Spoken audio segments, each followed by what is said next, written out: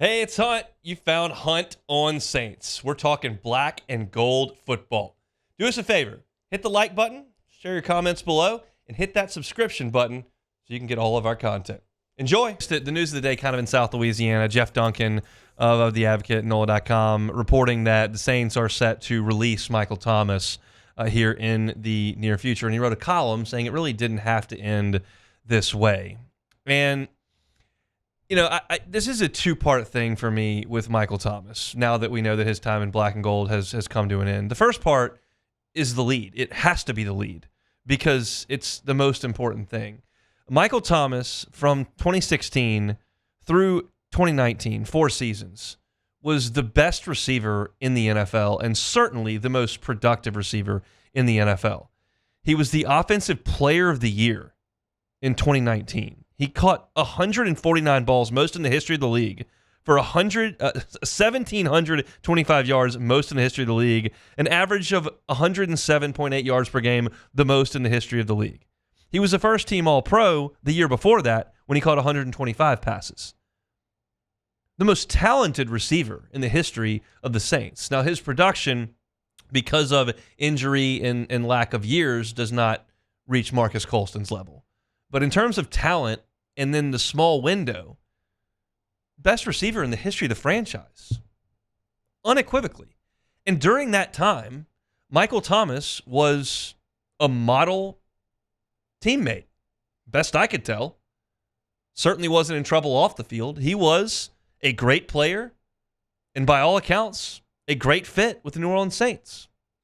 That's chapter 1, and it's the most important chapter. And quite frankly, when we look back on Michael Thomas 10 years from now, you'll say, unbelievable player, and that will be unequivocally the headline.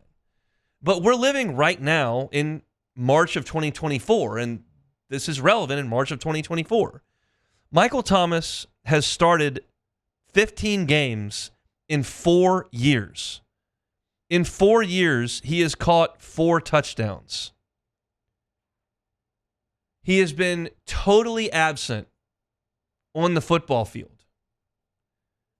His prime is way in the rearview mirror, and the question must be asked, is there anything left in his tank?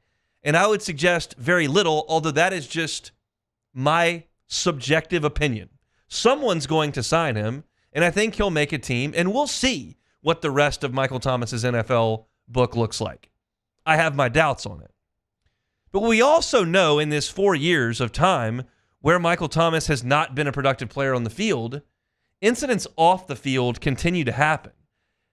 And I understand that as I go into these examples and give the commentary on it that I will, that there's a little bit of a hypocritical nature to them because I'm doing some of the same things that he's doing. However, my job is to sit here and talk about things that happen in the world of South Louisiana sports.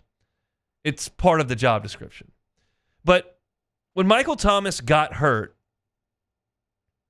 he tweeted about how bad the Saints training staff was.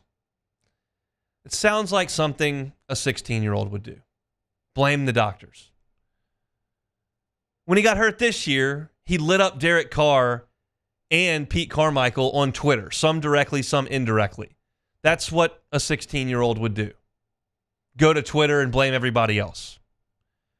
He goes home to his residence, gets into some sort of spat with a contractor, knocks the camera phone out of his hands, and throws a brick through his window.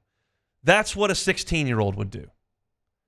And today, when Jeff Duncan, whose job is to report on news that happens in the world of the New Orleans Saints, reported that Michael Thomas would be released and then wrote a column about it, literally his job, Michael Thomas went to Twitter and acted like, you guessed it, a 16-year-old. He put up a Twitter picture of Jeff and said, look at this clown. Y'all think he know ball? Yeah, right. Y'all really clicking links to what he write? Good luck. Jeff Duncan is a hoe trying to stay relevant. The Saints leak information to him to try to ruin players' value, but I'm not broke, so I can speak on it, as if your checking account has anything to do with whether or not you can send tweets. Last I checked, that was free. He's broke, so he needs click. Pretty sure Michael Thomas doesn't have access to Jeff Duncan's online accounts. And again, what would a 16-year-old do? call somebody broke. Go look at his articles that never end up being true. It's just so immature and so pitiful. And for some reason, he feels the need to get on and do it. I would suggest, as Michael Thomas tweets, that Jeff Duncan is trying to ruin Michael Thomas's value. I can just click on the Pro Football Reference stat page if we're looking at diminishing value. He's caught 4 more touchdowns than Myers Palmer in the last 4 years. Now, Myers has only been alive for 2, but how much value is there? Again, there's a tongue-in-cheek nature to this, and I realize that as he calls Jeff Duncan a clown and a hoe, and I'm sitting here calling him a 16-year-old, there's a bit of hypocritical nature to it. But again, it's comical the way that Michael Thomas comes across, and I just can't imagine what NFL front office is clamoring to have the guy who roasts his quarterback on Twitter and roasts his offensive coordinator on Twitter and goes after the media and is hurt all the time and doesn't produce. What front office is just dying to have that guy on the roster for the amount of money that he's going to have to command at this point in his career? The Saints will be better off without Michael Thomas around. That I'm very, very confident in saying. And today was just further evidence of that. Hey, it's Hunt. Thanks for watching Hunt on Saints. Before you leave, help us out a little bit. Hit that like button, leave your comments in the section below, and hit that subscribe button so you get all our content right here from Hunt on Saints. We'll see you next time.